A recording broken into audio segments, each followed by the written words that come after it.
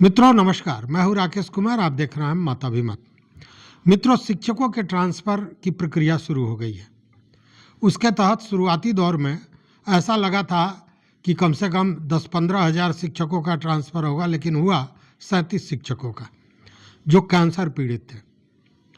उसमें भी कुछ रह गए जिनका पूरा कागज़ साथ में आवेदन के साथ नहीं दिया गया था। इन सारी चीज़ों को लेकर मंत्री सुनील कुमार, जो शिक्षा मंत्री हैं, उन्होंने पत्रकारों को संबोधित किया और बताया कि जिन लोगों का कागज़ साथ में नहीं था आवेदन के साथ, उन लोगों को समय दिया गया है और इसके बाद फिर जो ट्रांसफ़र होगा उसमें गंभीर रूप से बीमार जो लोग हैं उनका होगा, फिर पति पत्नी वाले का होगा और उसके बाद दूरी पर आधारित लोगों का होगा। और जो शेष बचा है, इसको बड़ा ध्यान में रखिए, सुनिए, समझिए। और जो शेष बचा है उनका ट्रांसफ़र अन्य जो सक्षमता परीक्षा होने वाला है, वो सारी परीक्षाएं समाप्त हो जाएंगी, उसके बाद उनका ट्रांसफ़र किया जाएगा। अब आप ज़रा सोच लीजिए, मैंने जो शुरुआती दौर में कहा था कि दूरी को लेकर जिन शिक्षकों ने आवेदन दिया है अपने ट्रांसफ़र का, उनको एक तरह से शिक्षा विभाग सीधे निरस्त कर देगा। तो निरस्त तो सीधे नहीं किया गया है, लेकिन अब सारे जो सक्षमता परीक्षा होनी है वो हो जाएगी। उसके बाद शिक्षक जब ज्वाइन करने वाले होंगे तब उसके बाद ट्रांसफ़र होगा। अब सोचिए इसमें समय क्या लगना है। तो फिर इसको तो यही कह सकते हैं कि केवल ये ढोल बजाने जैसी बात थी, करना नहीं था। करना उन्हीं लोगों का था जो गंभीर बीमारी से पीड़ित हैं या पति पत्नी हैं, अलग हैं, दिव्यांग हैं, विधवा महिला शिक्षिकाएं हैं, परित्यक्ता महिला शिक्षिकाएं हैं, उन लोगों की ट्रांसफ़र की जाएगी।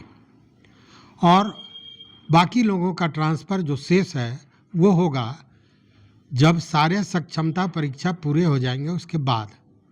और ये मैं नहीं कह रहा हूँ, ये मंत्री महोदय खुद कह रहे हैं। जरा उनकी बात को सुन लीजिए आप। ये जो आप सभी को नववर्ष की शुभकामनाएं। और अभी प्रथम चरण में हम लोगों ने जो कैंसर पीड़ित जो शिक्षक या शिक्षिका थे 37 या 38, करीब 45 प्रतिवेदन पिटिशंस थे, जिसमें से 37 का ट्रांसफ़र हम लोगों ने उनके इच्छा के अनुसार जहां चाहते थे या शिक्षिका थी जहां चाहती थी वहां हो गया है। उसमें 3-4 ऐसे मामले हैं कि पुनः उनको हम लोगों ने अपॉर्चुनिटी दी है कि वो अपना जो भी कागजात थे प्रस्तुत करें ताकि उनका भी केस टेकअप हो सके। इसके बाद हम लोग जो हस्बैंड वाइफ का मामला उसको टेकअप करेंगे।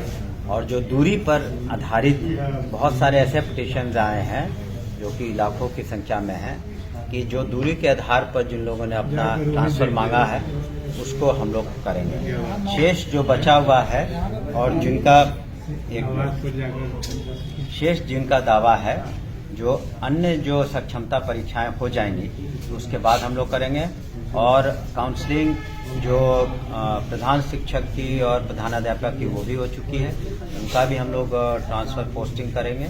उनको एक बार अपॉइंटमेंट लेटर मिल जाता है। और साथ ही साथ जो अनुकंपा में जो बहालियाँ होनी है तो उसका भी हम लोग नियमावली इत्यादि बन रहा है। उसका भी हमको लगता है ये अनुकंपा इत्यादि और जो प्रधानाध्यापक और प्रधान शिक्षक वाला फरवरी माह में हम लोग निश्चित रूप से नई बहाली शिक्षा इसमें कब तक क्या प्रोसेस? देखिए, इसमें ऐसा है कि जो बहालियाँ बीपीएससी के थ्रू होनी है तो हम लोग तो अपने अध्याचना भेज देते हैं, वो सुविधा अनुसार कराते हैं। तो हम लोग तो चाह ही रहे हैं कि आप, लेकिन बहालियां भी कम नहीं हुई नियुक्तियां। आपने देखा होगा कि 2 लाख बीपीएससी के थ्रू अभी 35,000 से ऊपर प्रधान शिक्षक और प्रधानाध्यापक भी पास किए हैं। तो बहालियां और नियुक्तियां तो लाखों में हो रही हैं। और जो शेष हैं तो उसको भी हम लोग, जैसे अनुकंपा वाला हम लोगों ने थ्रू कर दिया है, उसकी भी नियमावली बन रही है, तो उसको करके अब हम लोग अधियाचना अब अभी हजारों की संख्या में कुछ है। तो हम लोग उसको वर्कआउट कर रहे हैं कि किन किन कैटेगरी में उसको करें। खास करके जो दिव्यांग बच्चे बच्चियां हैं उनके लिए विशेष शिक्षकों की जरूरत पड़ती है, तो नेक्स्ट स्टेप में उनका हम लोग टेकअप करेंगे। धन्यवाद। तो सुना आपने। अब जरा यह भी समझिए कि मंत्री महोदय ने तो ये बातें कह दी, अब शिक्षा विभाग और एसीएस एस सिद्धार्थ का क्या सोच है। देखिए 1,90,332 शिक्षकों ने ट्रांसफ़र के लिए आवेदन दिया था और उसमें से 10,470 ऐसे शिक्षक हैं जो गंभीर बीमारी वाले लोग हैं, दिव्यांग हैं या विधवा परित्यक्ता महिला शिक्षिकाएं हैं। अब इन लोगों के आवेदन क्या जांच होना है, स्क्रूटनी होना है।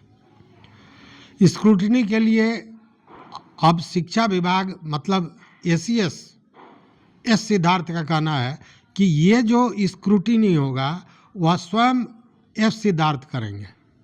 मतलब 10,470 लोगों के आवेदन की स्क्रूटनी एस सिद्धार्थ ने अपने जिम्मे ले लिया है।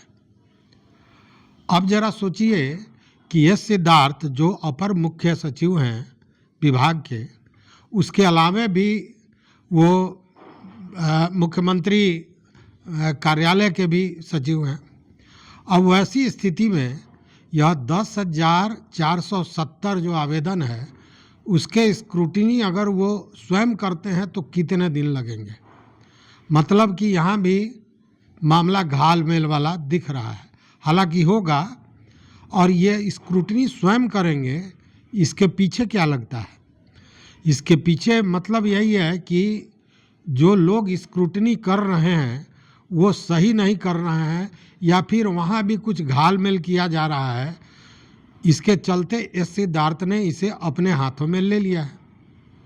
या फिर यूँ कहें कि एस सिद्धार्थ को विभाग के भीतर का भ्रष्टाचार कहीं ना कहीं दिखा है, जिसके चलते उन्होंने इसे अपने हाथ में ले लिया है।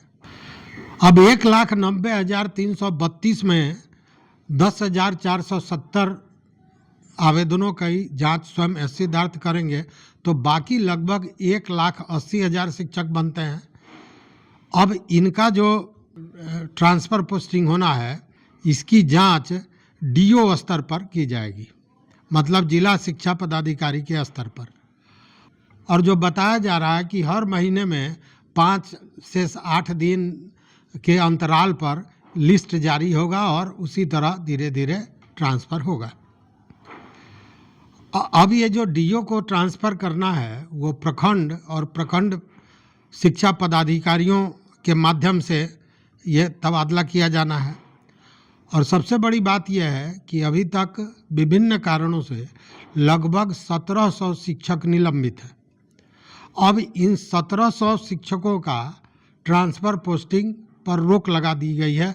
इनका ट्रांसफ़र पोस्टिंग नहीं होगा, माने ट्रांसफ़र नहीं होगा। और आप ये भी जानते हैं कि लगभग 68,000 ऐसे शिक्षक हैं जिनके प्रमाण पत्र को संदिग्ध पाया गया है। अब इसकी भी जांच होनी है और इसके जांच के बाद ही इनका भी ट्रांसफ़र वगैरह का मामला सामने आएगा। हालांकि जांच में अगर फर्जी पाए जाएंगे तो कार्रवाई तो विभागीय जो होती है होगी ही, साथ में वेतन वसूली की भी कार्रवाई होनी है। लेकिन इसको कहें तो स्थिति यही समझ में आती है कि यह जो ट्रांसफ़र की प्रक्रिया है इसे पूरा होते होते कई वर्ष बीत जाएगा, यह कहना मुश्किल है। लेकिन इतनी बात तो जानी हुई है कि प्रक्रिया यह चलती रहेगी, मतलब कि ट्रांसफ़र की प्रक्रिया जारी रहेगी, लेकिन इसको पूरा होने में बहुत समय लगने वाला है। तो मतलब कि अगर आप ट्रांसफ़र के लिए बहुत बेचैनी से इंतज़ार कर रहे हैं तो इसकी ज़रूरत नहीं है। धीरे धीरे ये ट्रांसफ़र होगा, प्रक्रिया भी नहीं रुकेगी, आवाज़ भी नहीं उठने दिया जाएगा, लेकिन प्रक्रिया धीरे धीरे आराम से चलता रहेगा। तो इस वीडियो में बस इतना ही। देखते रहिए मत अभिमत। मित्रों, चैनल पर नए हो तो सब्सक्राइब कीजिए, लाइक कीजिए, दोस्तों के साथ शेयर कीजिए और अपना विचार जरूर दीजिए।